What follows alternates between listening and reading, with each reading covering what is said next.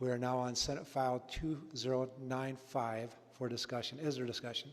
The chair recognizes the representative from Johnson, Representative Levin. Thank you, Speaker. Friends and colleagues of the House, I rise in opposition to Senate File 2095.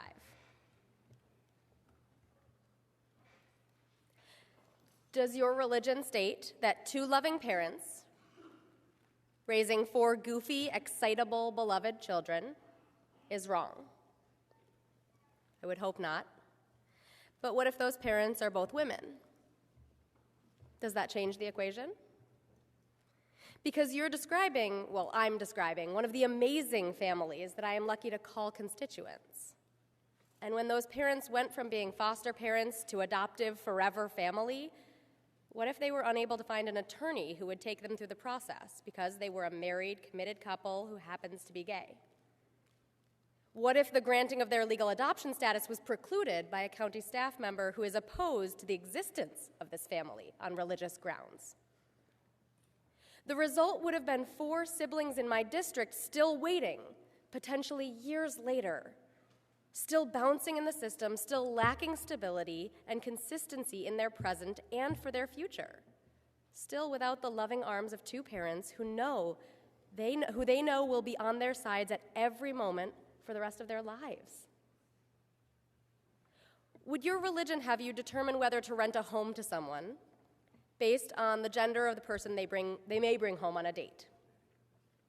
Is it reasonable that a professional, a small business owner, a contributing member of the local economy who builds up and supports others on a local and state level might find themselves without a lease and therefore without a home because property owners disapprove of their significant other?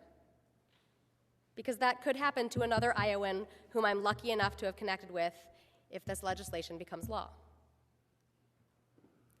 I came to this body because so many of my friends are leaving Iowa, and I couldn't let that happen.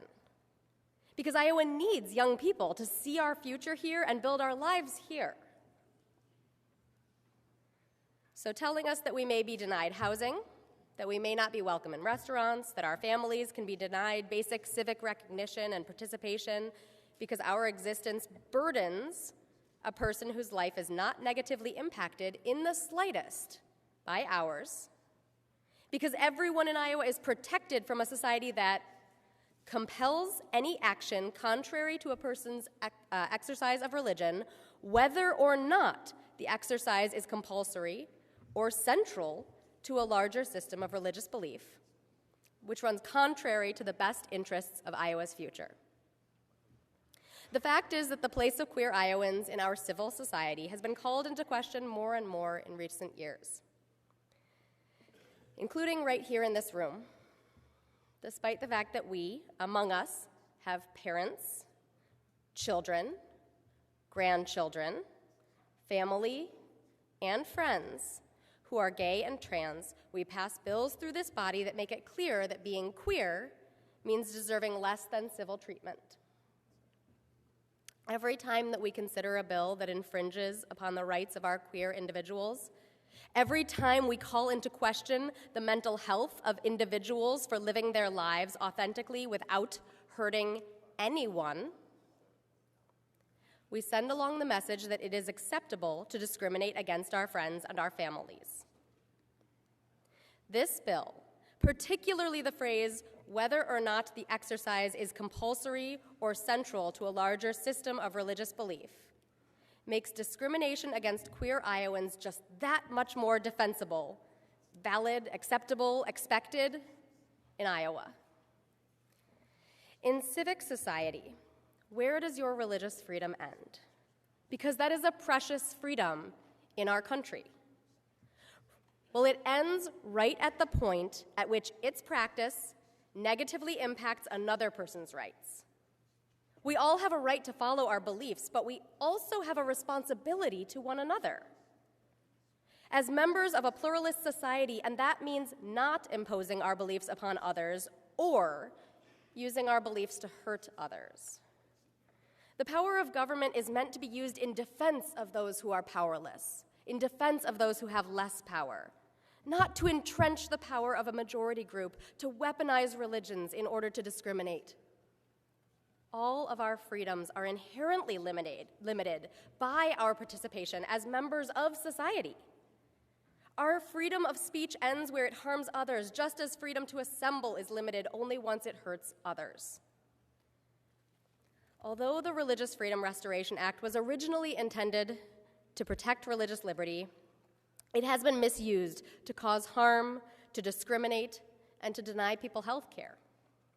It's been exploited to allow employers to ignore laws that protect workers and deny people access to, for example, HIV prevention medication. These bad faith interpretations, which push the law far beyond its original intent and purpose, most often cause harm to queer people, to women, to religious minorities, and to non-religious people. Here in Iowa, we don't need this law to tell us that faith is important to people.